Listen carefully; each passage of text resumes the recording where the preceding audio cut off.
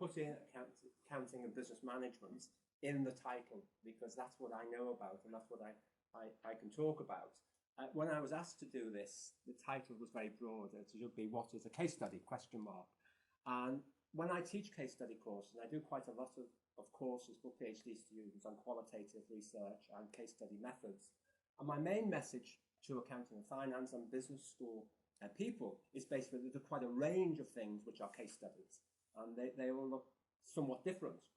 And then when I was thinking about what I was going to say here, I looked up on the web pages for methods at Manchester and saw that there were other ones, and there was one in anthropology on case studies, and I listened to that and thought, this is very different from what I do. And then I started thinking about some of the other types of case studies, and I thought, well, it is important that I delimit this to accounting and business because that's what I know about, and there's such a range even here, and that's the message that I want to bring out this afternoon, is that there are many different things which we call case studies in accounting and business management, and also possibly across, well, I'm not saying possibly, but entirely across the social sciences, they can be very different. When people, particularly in accounting, business management, talk about case studies, they frequently say, I'm going to do a case study, brackets yin. Yin seems to be the standard sort of reference to justify using case study research methods. I have problems with what yin does. It's not the same sort of case study that I do, but I do accept and agree with the basic idea that yin starts from, and that is that a case study is an empirical inquiry. First of all, it's investigating contemporary phenomenon in its real-life context. That's the important thing. It's the real-life context that we're looking at. And the other thing which is important is that the boundaries between the context and the phenomenon are frequently not very clear. Sometimes we've got some theories that may help us define boundaries, but it can be very difficult. And so the important things that I think where I agree with Yin is particularly the focus on a single unit of analysis.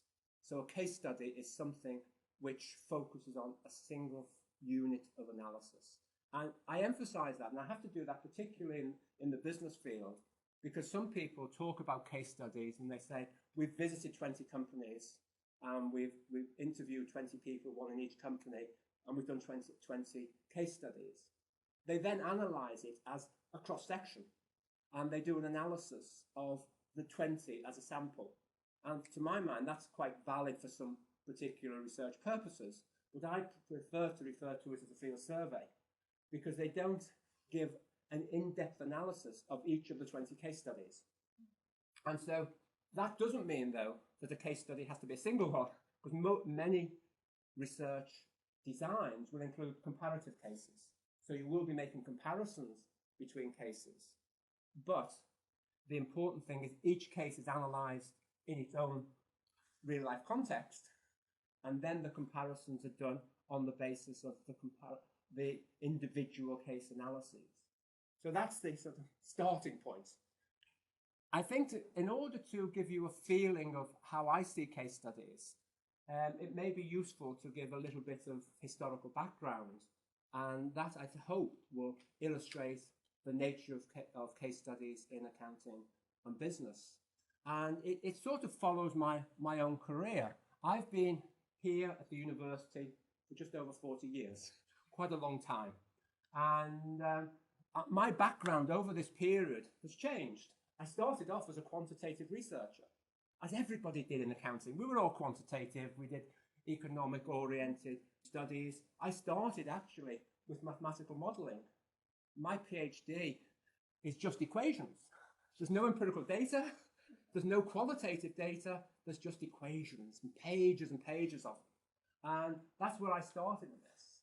And then I've eventually come on, and now I'm perceived as somebody who does qualitative research, in particular, interpretive case studies. So just to give you a feeling for that, I don't want to spend too much time on that, but I think it may help indicate where we stand.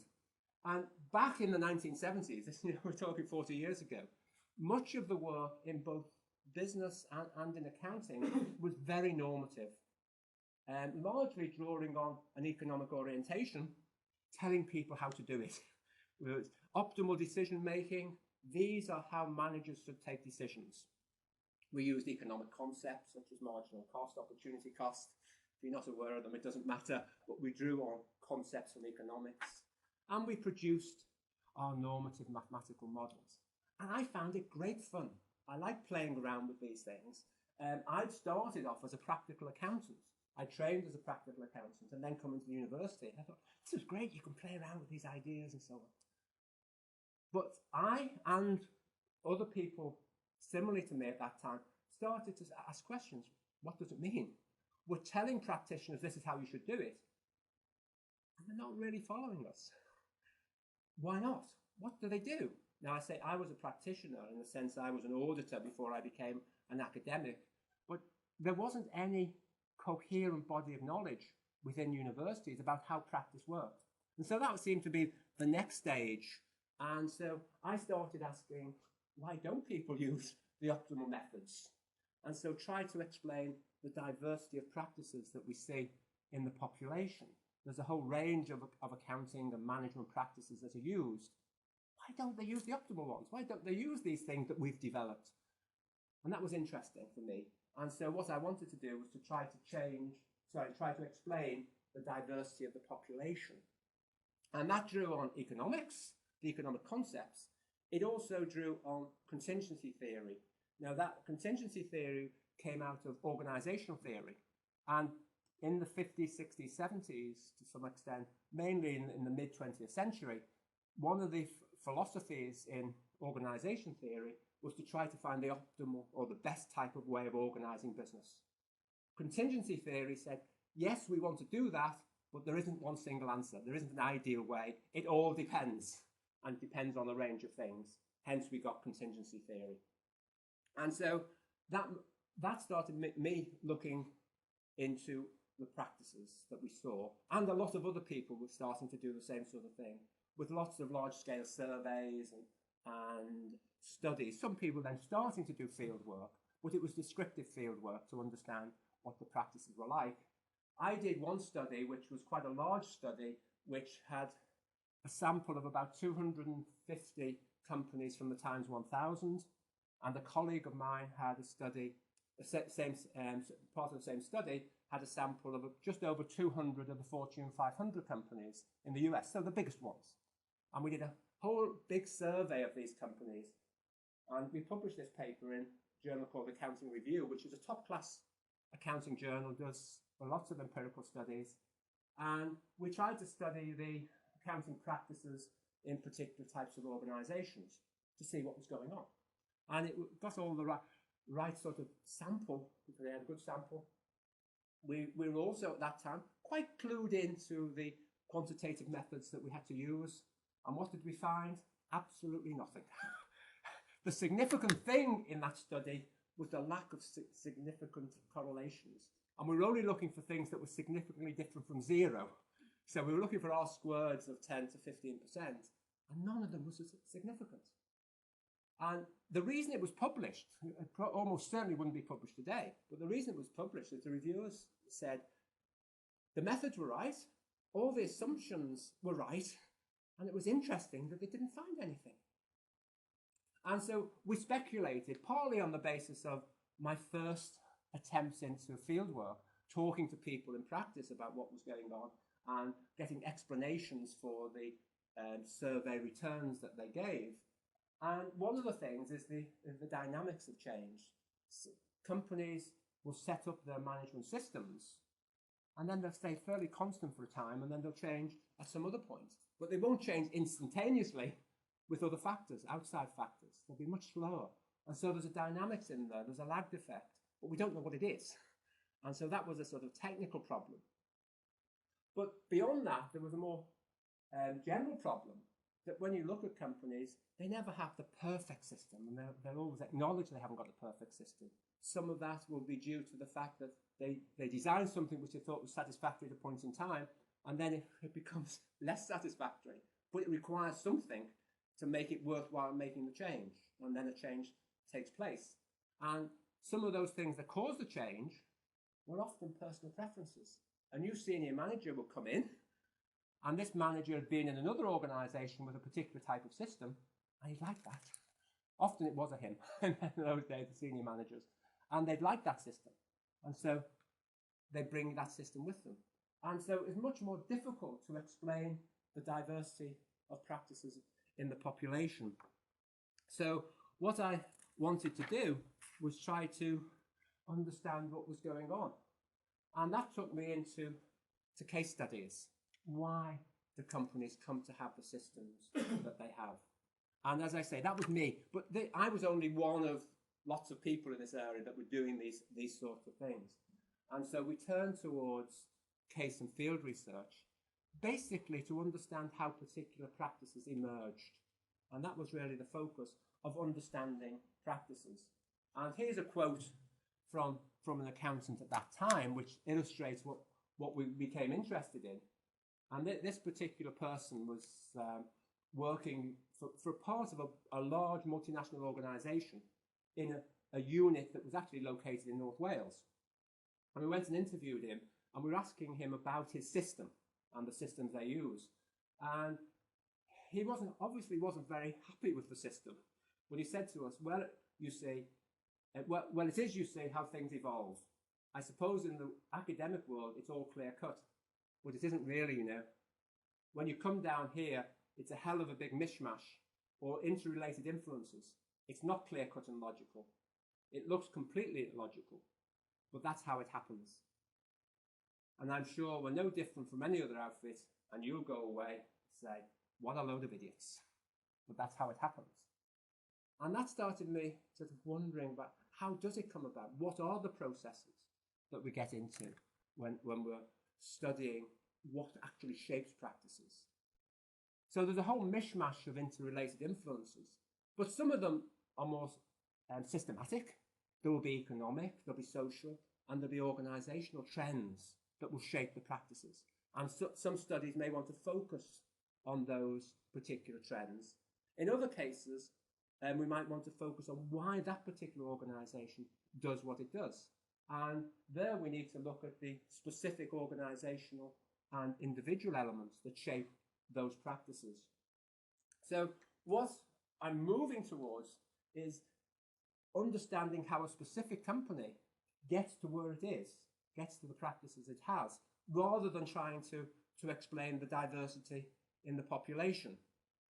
And so what's really happened in my career, and I think also with a lot of people in the accounting and business management field, we want to understand the diversity of practices, but rather than explaining diversity in the population, we want to try to understand how practices emerge in individual companies. And this clearly means we need to move from quantitative to qualitative methods. So that's our focus. Why did they come to have what they have? What we got within the broader accounting and management field is a whole range of explanations based on case studies and field work. Some people still using economics and contingency theory, but there emerged a whole range of social theories that were used in this field. And there were interpretive type of approaches and also critical theory approaches that evolved. But they're all studying management accounting and organisational change from a case study fieldwork perspective. I just want to briefly refer to one of my very first studies, which was actually undertaken in the 1980s when I was moving into this field. It was only published some 10 years later because at the time we guaranteed to the people talking to us that we would not disclose their identity. And that was fine as far as the company was concerned. It was relatively easy to disguise the identity of the company. But when you're talking to individual people and you're talking about what were quite sensitive issues within the company, if you quote a particular manager, it may be fairly obvious to people who were involved in that process who's saying what. And that became problematic for us about publishing that sort of material, at least at that time. 10 years later, everybody moved on. We went back to the organisation and nobody knew anything about this period. Nobody was concerned about it. So we felt that ethically we could now go ahead and publish. We still obviously disguised everybody and gave everybody different names and so on, but we were able to then publish the material. And what we were seeking to do at that time, in the early 80s, was try to understand how management practices come about. And so we looked at the role of what we call management accounting systems, the accounting systems used by managers inside the organisation, and explored how the new systems became implemented or resisted. And a number of the studies that I did were to do with the processes of resistance, why people were resisting the changes. And we saw that very much as a social process. We wanted to understand management control and the use of accounting systems as part of a social process of control and the reactions to those social processes. At that time, we drew on a social theory. We drew on Anthony Giddens' structuration theory, particularly using the duality of structure, and in particular, his distinction between signification, legitimation, and domination. And that proved very helpful. But we weren't using that as a theory saying that's what the world is like. We must want to try to demonstrate that's what the world looks like. But we used it as what I call a sensitizing device. It gave me a way of looking at the problems. And it drew particular attention to differences in meanings, morality, and power according to the different groups inside the organization. And so what we wanted to do in this study was to explore the way in which the accountants gave meanings to things and to distinguish how other managers inside the organization gave meaning to things and the clashes that came about and how the power structures worked out in that process in order to create the situation in which this particular case, the change failed. The guy that was leading it, the systems manager who was appointed specifically to deal with this project, eventually left the organization. Prior to that, there was a champion. The senior manager, senior accountant, was the champion for this. He actually moved to head office in London. And once he left, the whole thing fell apart. There was no champion pushing it. And we have some nice quotes in there about the knives are out for this particular guy. And it was certainly an interesting process as to how that worked. Well, people respond to that sort of study. I say, oh, it's a small sample. What can you do with one? You can't generalize it. It's not really proper research. And that was something I struggled with and was concerned about. And one thing that particularly brought it home to me, I mentioned before I published this paper in the 1980s, in the early 1980s, in the Accounting Review. That's the journal of the American Accounting Association, which is one of the top academic journals in my field. And for a short time, it was only a short time, in the mid to 80s to early 90s, they published case studies. But they call them small sample studies. And just to illustrate, this is the front page of the journal. And you see, it's set up with a title, followed by the contents. And the dates down here, it doesn't come out here, but there's a slight colour band on the date and a colour band on the name. And you see, small sample studies are down at the bottom, after notes. And so they're put down there. They're not really proper studies. And that was the attitude, and that was something I was quite concerned about. And round about that time, indeed in 1990, I started to think more about this, and I wrote a paper about the approaches to case study research. And I wanted to particularly distinguish positive and interpretive cases. This is the terms that I use, and they're fairly generally used terms now. And the attitude about small samples, you can't generalize, and so on, comes from a positivistic view. The case studies are seeking to discover verifiable facts, something that ultimately you want to be able to generalize. And hence, they can't be more than exploratory because you can't generalize them to the population. As I mentioned before, what we were seeking to do at that time was not to generalize to the population and say that diversity in the population, but we're trying to understand the individual practices, how things happen in specific organizations. Hence, we wanted to use interpretive case studies which looked at possible explanations and tried to provide what I call a local understanding. How did it work there? And hence, that type of case study should always aim to be explanatory. Sometimes when you're doing the first one, it may be exploratory, but it's exploratory leading to explanation.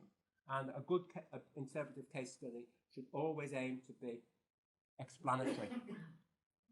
So just to give you a quick flavour of the distinction, as I saw it, and I still see it, that the positive case studies come from an economic background. They assume businesses operate in the way that neoclassical economics assumes business operate. They come from within a functionalist type of perspective. That sort of comes out of more traditional sociology, where we think of things that we see in practice must serve a function, and our objective is to try to explain and improve on that function. So it starts from that perspective. We don't question management practices, we just explore through small samples, which hopefully will enable us to go on to the population at a later stage.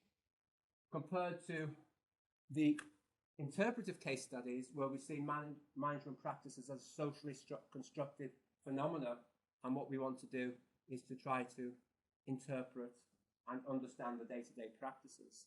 Hence, we have a holistic perspective, one in which we want to explain, as I mentioned a little bit earlier. So that's the distinction between them. And this table just provides an overall summary of the differences between the two.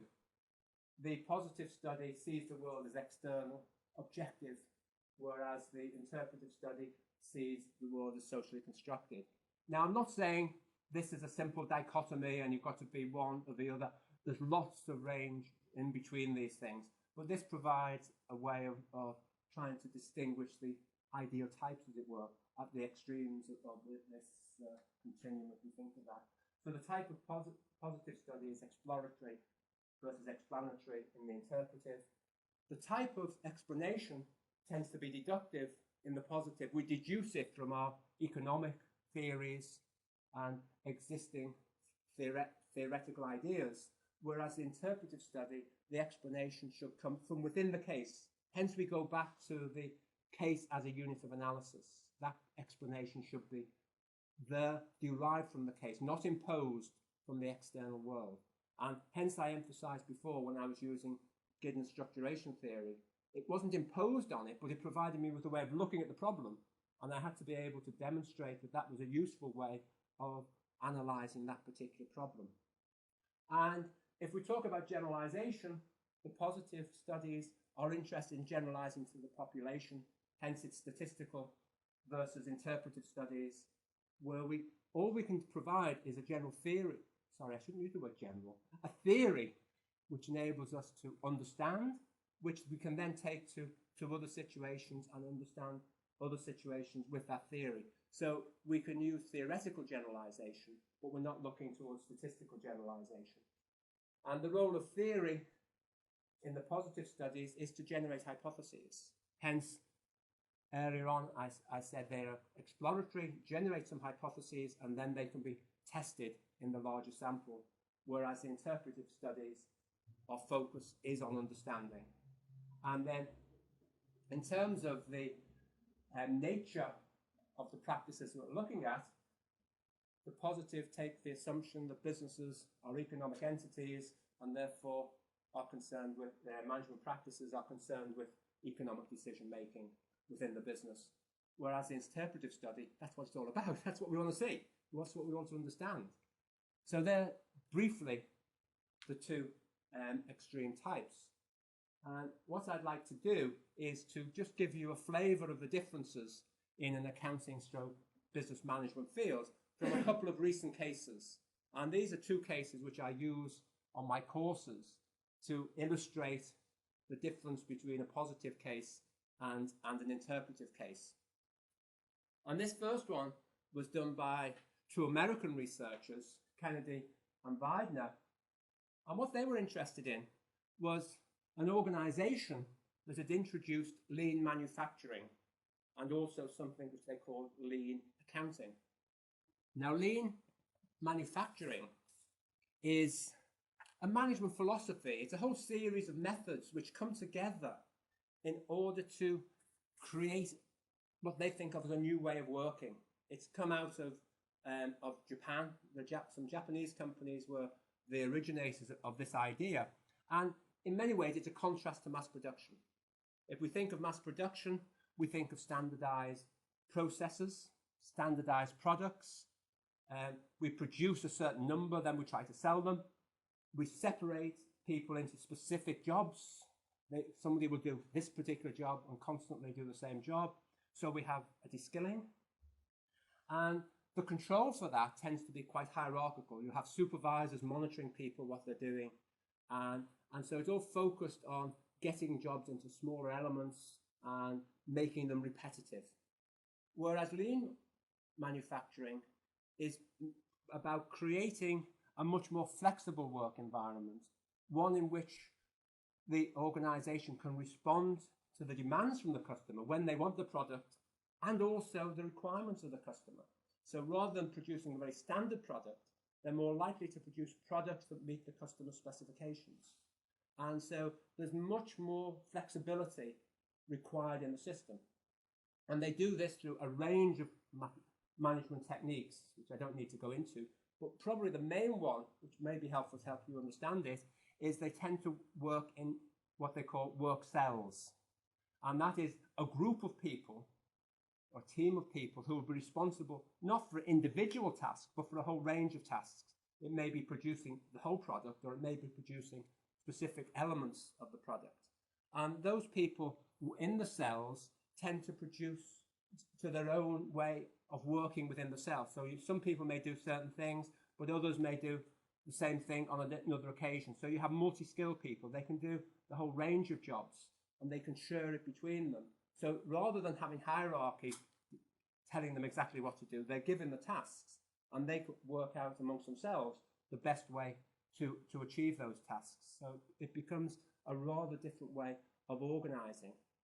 The other thing which is important in lean manufacturing is that they produce to the customer's requirement.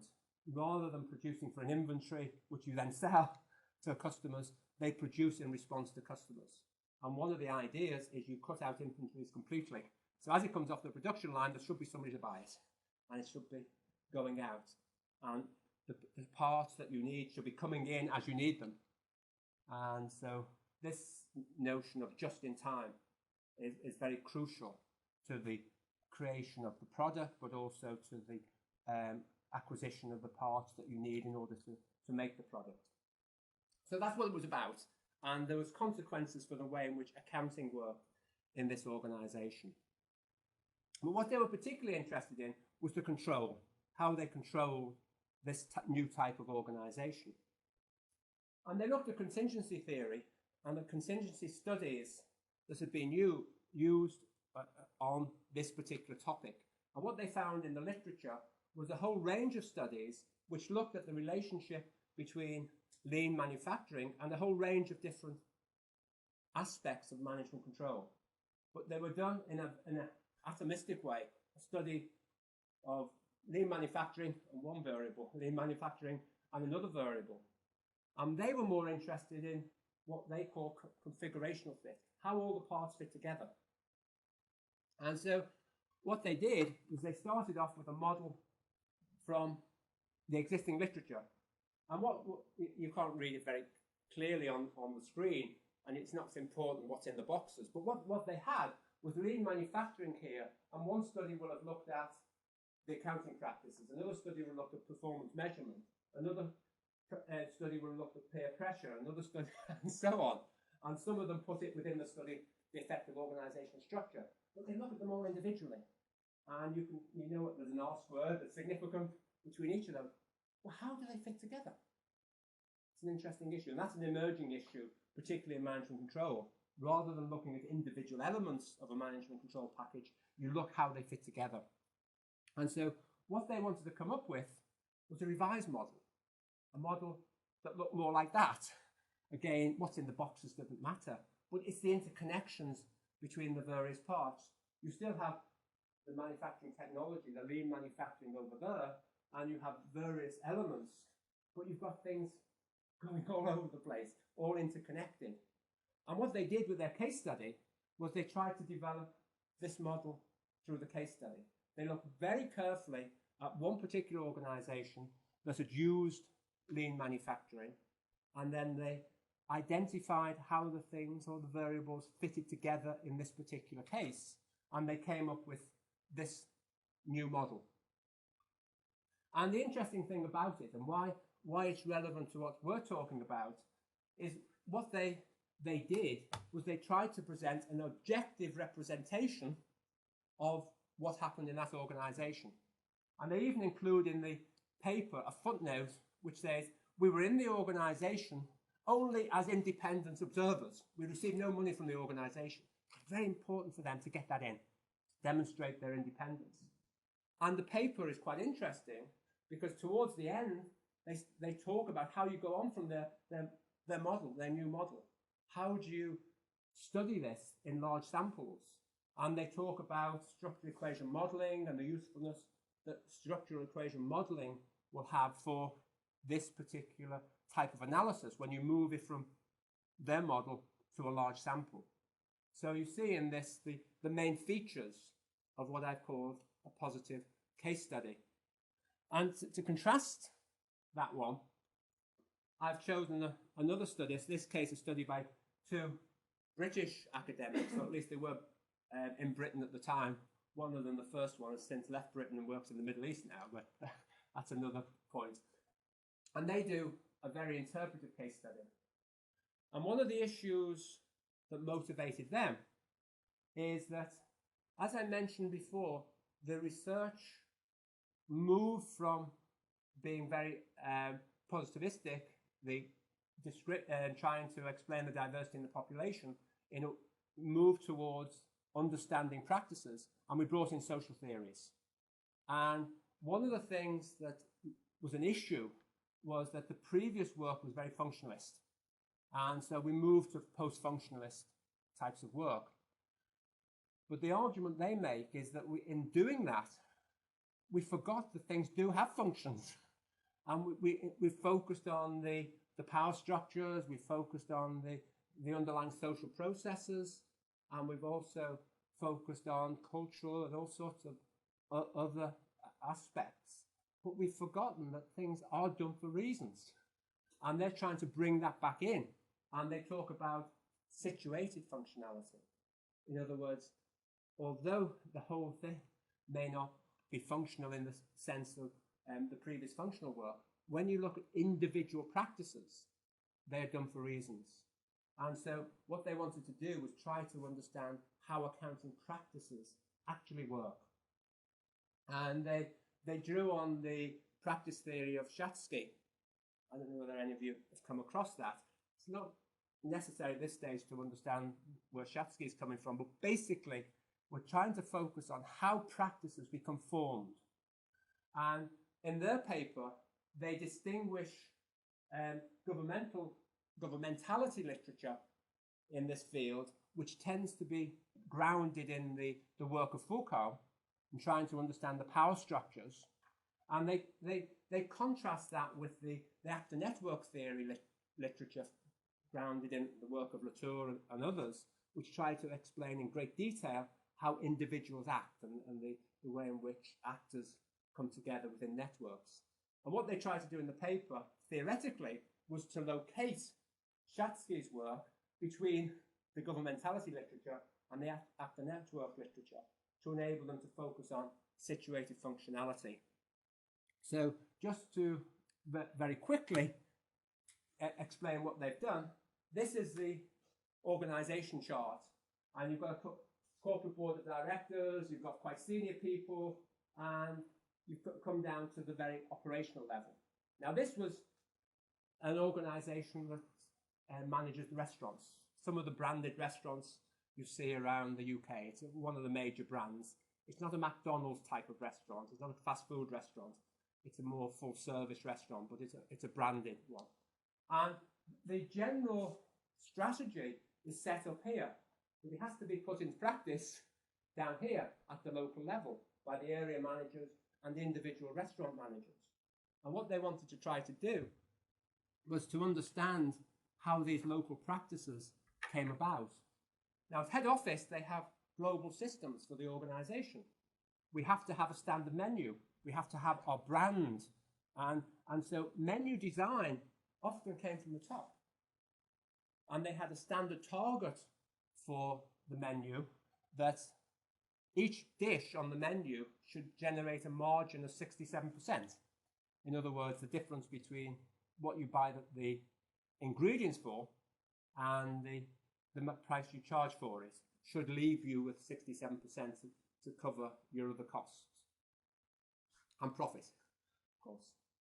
And that was their standard way of organizing this. So you've got a fairly standard system. But what they found when they looked down here is a whole array of practices, quite different practices, occurring at this particular level. And so, for instance, a very simple illustration was that they had discovered that if you highlight certain things in the menu, just put a highlight, a different color, they sell better.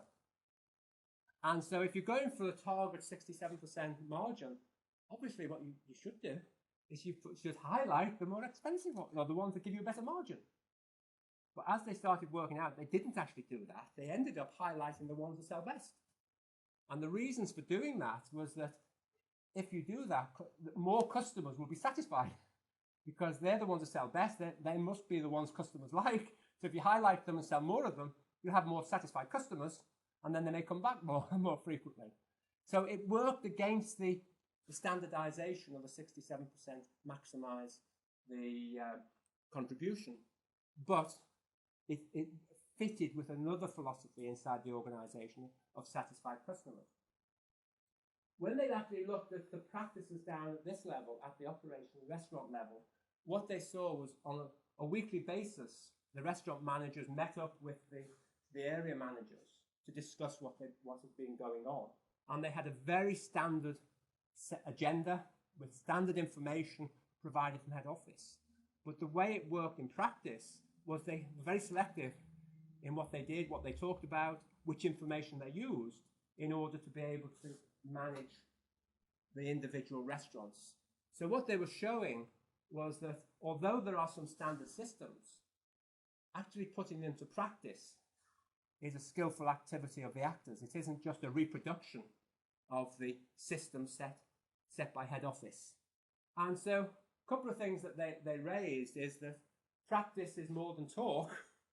And so it's important not just to interview people, which a lot of casework is about, but also to observe what actually happens, to look at the practices.